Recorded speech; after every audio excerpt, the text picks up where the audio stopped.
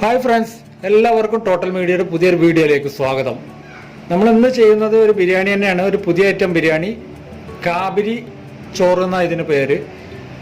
അപ്പോൾ സാധാരണ എല്ലാവരും എന്നോട് ചോദിക്കാറുണ്ട്, നീ പുതിയ ഓരോ ഉടായ്പ് പേരും കൊണ്ട് ഇറങ്ങിയിട്ടുള്ളതാണോ, ബിരിയാണിയുടെ ഓരോ പുതിയ പേരുകളോട്ട് ഇറങ്ങിയതാണോ എന്ന് ചോദിക്കാറുണ്ട്.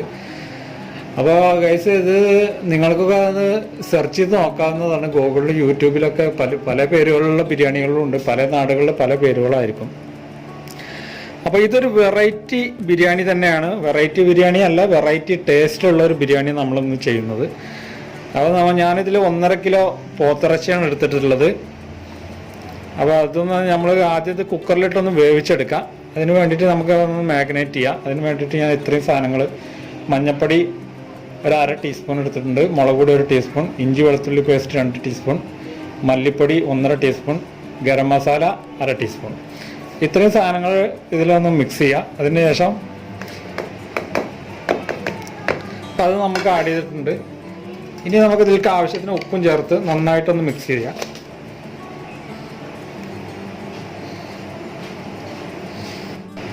ഇപ്പോൾ ബീഫ് ഞാൻ നന്നായിട്ട് മസാലയൊക്കെ തേച്ച് പിടിപ്പിച്ചിട്ടുണ്ട്. ഇനി നമുക്കൊരു 10 മിനിറ്റ് നേരം റെസ്റ്റിൽ വെച്ചതിന് ശേഷം നമുക്ക് കുക്കറിലിട്ടിട്ടൊന്ന് വേവിച്ചെടുക്കാം.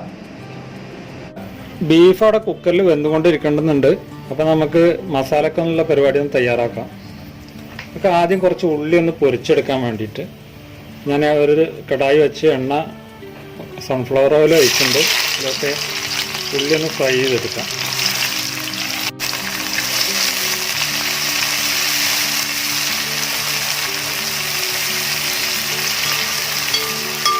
ഇതൊരു ഗോൾഡൻ ബ്രൗൺ കളർ ആവുന്ന വരെ ഒന്ന് ഫ്രൈ ചെയ്തിട്ട് നമുക്ക് കോരിയെടുക്കാം. അപ്പോൾ നമ്മളെ ഉള്ളി നന്നായിട്ട് ഫ്രൈ ആയിട്ട് വന്നിട്ടുണ്ട്. ഇനി നമുക്കിത് കോരിയെടുക്കാം.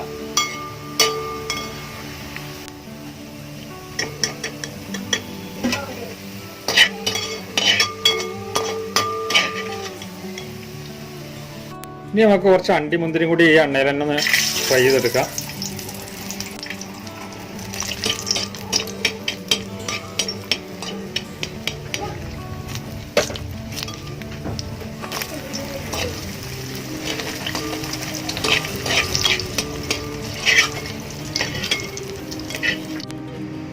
ഇതിൽ നമുക്ക് കുറച്ച് ക്യാരറ്റും കൂടി ഫ്രൈ ചെയ്തെടുക്കാം. കൂടെ കുറച്ച് കറിവേപ്പിലും കൂടി ആഡ് ചെയ്യാം.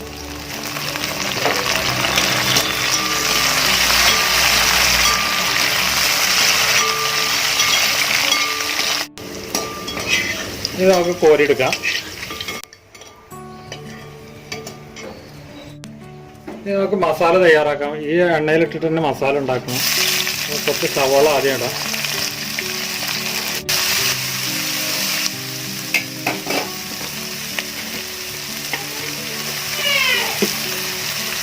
അപ്പോൾ മസാലക്ക് ആവശ്യമുള്ളത് ഉപ്പ് ഇതിലേക്ക് ആഡ് ചെയ്യാം.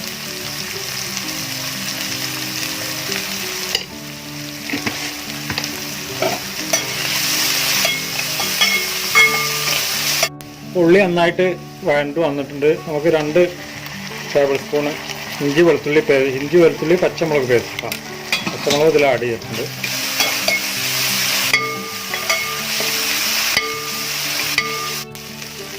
അതിന് ശേഷം നമുക്ക് മസാലകൾ ആഡ് ചെയ്യാം. 1 ടേബിൾ സ്പൂൺ മുളക് പൊടി ആഡ് ചെയ്തിട്ടുണ്ട്, 2 ടേബിൾ സ്പൂൺ മല്ലിപ്പൊടി ആഡ് ചെയ്തിട്ടുണ്ട്, 1/2 ടേബിൾ സ്പൂൺ മഞ്ഞൾപ്പൊടി ആഡ് ചെയ്തിട്ടുണ്ട്, 1.5 table spoon beef masala add ചെയ്തിട്ടുണ്ട്, 1 ടേബിൾ സ്പൂൺ കുരുമുളക് പൊടി ആഡ് ചെയ്തിട്ടുണ്ട്, 1 table spoon garam masala add ചെയ്തിട്ടുണ്ട്.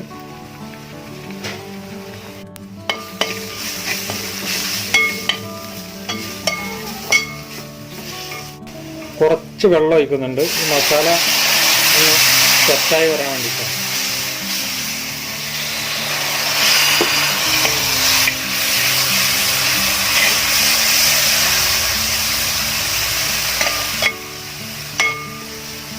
മസാല ഒന്ന് വെന്ത് കിട്ടാൻ, അത് കരിഞ്ഞു പോകാതിരിക്കാൻ വേണ്ടിയിട്ട് നമ്മൾ ഈ വെള്ളത്തിൽ ചുടുവെള്ളമാണ് ഒഴിച്ചിട്ട്.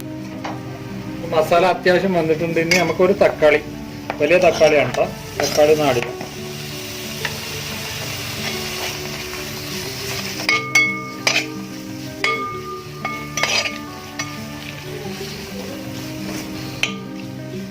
അപ്പോൾ നമ്മൾ തക്കാളി നന്നായിട്ട് വെന്തിട്ടുണ്ട്. ഇനി ഞാനൊരു 2 തക്കാളി ജ്യൂസ് അടിച്ചതാണ് കേട്ടോ, അതും കൂടി അതിലേക്ക് ആഡ് ചെയ്യാം.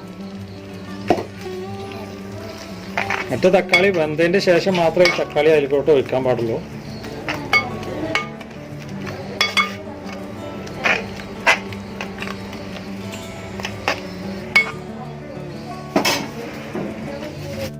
അപ്പോൾ നമ്മളെ മസാലയും തക്കാളിയൊക്കെ നന്നായിട്ട് വെന്തിട്ടുണ്ട്. ഇനി നമ്മൾ നേരത്തെ വേവിച്ചെടുത്ത ബീഫ് അതിലോട്ട് ആഡ് ചെയ്യാം.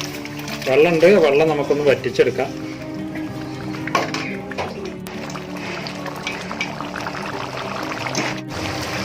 അപ്പോൾ നമ്മുടെ മസാല നന്നായിട്ട് വറ്റിയിട്ടുണ്ട്. നമുക്ക് നേരത്തെ ഫ്രൈ ചെയ്തെടുത്ത ഉള്ളിയിൽ നിന്ന് കുറച്ച് ഇതിലോട്ട് ആഡ് ചെയ്യാം.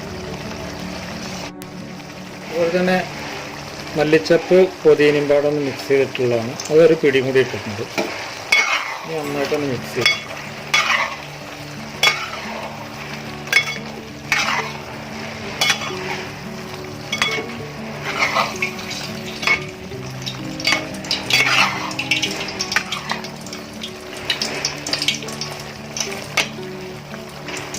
അപ്പോൾ നമ്മളെ മസാല ഇവിടെ റെഡി ആയിട്ടുണ്ട്. ഇനി നമുക്ക് ഇതിൻ്റെ തീയൊന്ന് ഓഫ് ചെയ്യാം. ഇനി നമുക്ക് ചോറ് വെക്കാനും സ്റ്റാർട്ട് ചെയ്യാം. അപ്പോൾ നമ്മൾ ചോറിനുള്ള പരിപാടി നമുക്ക് തുടങ്ങാം. ഞാൻ വെള്ളം വെച്ചിട്ടുണ്ട്. വെള്ളം ഏകദേശം ഒക്കെ തിളച്ച് വരുന്നുണ്ട്. നമുക്കതിലോട്ട് അണ്ടിപ്പരിപ്പ് ഗരം മസാലകളൊന്ന് ആഡ് ചെയ്യാം. ഏകദേശം 2 table spoon sunflower oil Dalda mix ചെയ്തിട്ടുള്ളതാണ്.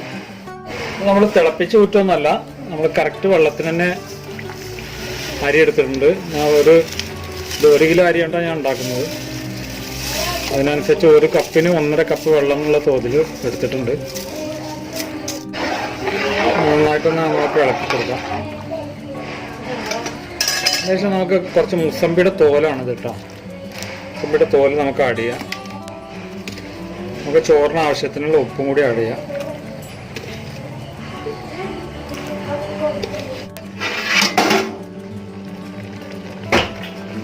നമ്മളെ ചോറ് അത്യാവശ്യമൊക്കെ വറ്റി വരുന്നിട്ടുണ്ട്, ഒന്നുകൂടി ആവാണ്ട്. ചോറ് നമുക്കൊന്ന് ദമ്മിടാം. അതിന് വേണ്ടിയിട്ട് ഞാൻ ആദ്യം മസാലയാണ് വെച്ചിട്ടുള്ളത്. അതിൻ്റെ മുകളിലോട്ട് നമുക്ക് ചോറ് കുറച്ച് വാരിടാം.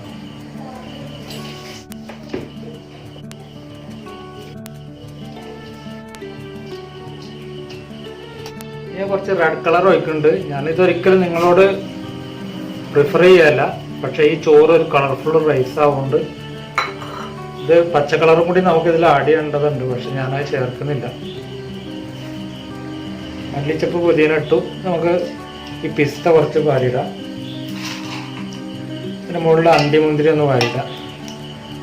നമ്മൾ നേരത്തെ ഫ്രൈ ചെയ്തെടുത്ത ക്യാരറ്റ് കറിവേപ്പിലും പാടെ മിക്സ് ചെയ്തിട്ടൊന്ന് വാരിടാം. കുറച്ച് ഓറഞ്ച് ജ്യൂസ്, വളരെ കുറച്ച് മതിയേ.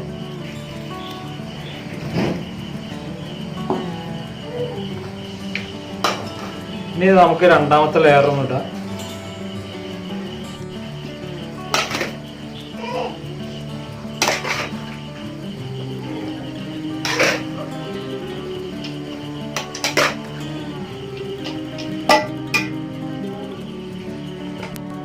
നേരത്തെ ചെയ്തതുപോലെ മല്ലിച്ചപ്പ് പുതിന,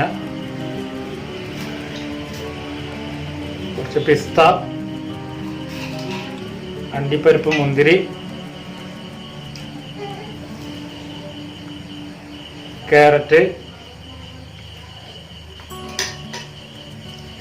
കുറച്ച് മുസമ്പി ജ്യൂസ്,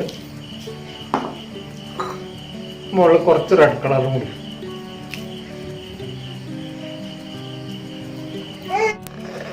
ഇനി നമുക്ക് ലാസ്റ്റ് ലെയർ.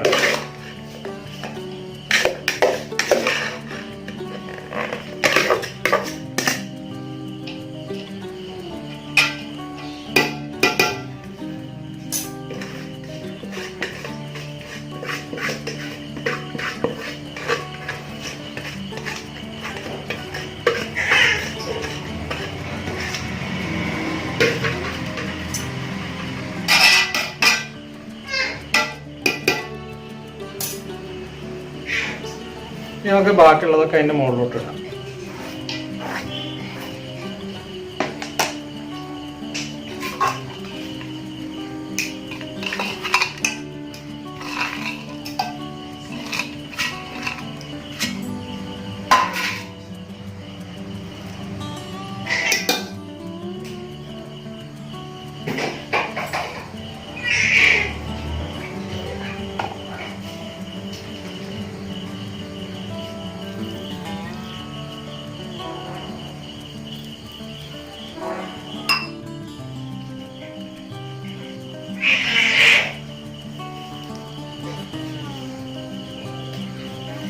സോസ് മുളക് കേട്ടോ, സൺമുളക്.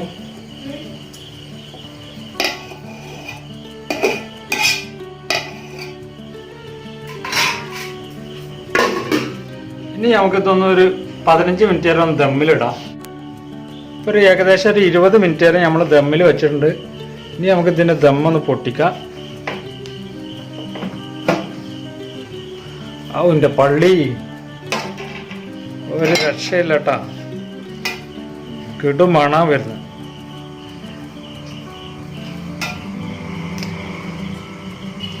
ഒരു കളർഫുള്ള് നമ്മൾ റെഡ് ഗ്രീൻ കളർ നമ്മൾ ഒഴിച്ചിട്ടില്ല. എന്നാലും നമുക്ക് ഈ ചോറ് മാത്രം ആദ്യം ഒന്ന് പ്ലേറ്റിലോട്ട് കോരിയിടുക.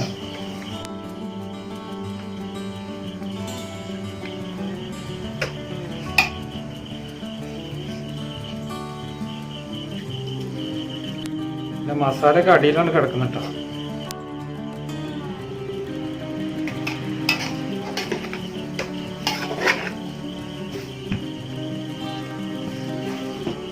അപ്പോൾ നമ്മൾ അടിപൊളിയായിട്ടുള്ള ബീഫ് കാബിരി ഒരു പുതിയ റൈസാണ്, നല്ല കളർഫുൾ റൈസാണ് കേട്ടോ. നമ്മൾ ആരുടെ മുമ്പിലും കൊണ്ടുപോയി വെക്കുമ്പോൾ എല്ലാവരും ഒന്ന് നമ്മളൊരു അഭിനന്ദിക്കുന്ന രീതിയിലുള്ള റൈസാണ്.